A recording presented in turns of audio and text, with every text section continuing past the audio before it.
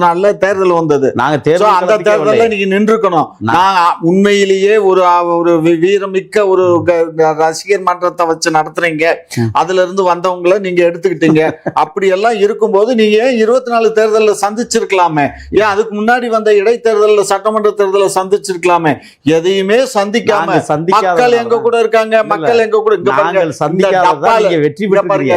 டப்பால டம் டம் டம் டம் டமாரம் அடிக்கிறத காட்டிலும் அந்த டின் இருக்கு பாருங்க, மண்ணெண்ண டின், அதுல அடிச்சீங்கன்னா சவுண்ட் ரொம்ப ஓவரா இருக்கும். நீங்களே பல காணொளியில வந்து விஜய் பக்கம் வந்து மக்கள் இருக்காங்க, அது ஏமா விஜய் கூட மக்கள் இல்லமா, ரசிகர்கள் இருக்காங்க. நான் இல்லைன்னு சொல்லல, அவர் கூட ஒரு பெருங்கூட்டம் இருக்கு, கிட்டத்தட்ட ஒரு 50 லட்சம் பேர் இருக்காங்க. நான் இல்லைன்னு சொல்லல, 1 லட்சம் பேர்.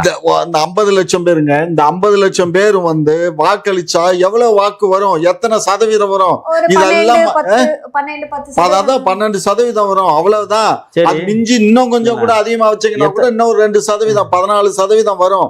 அது ஒரு பக்கம் இருக்கட்டும், அது தேர்தல்ல நின்று தேர்தல் வாக்குகள்லாம் வாங்கி அது நிரூபிக்கட்டும். நிரூபிச்ச பின்னாடி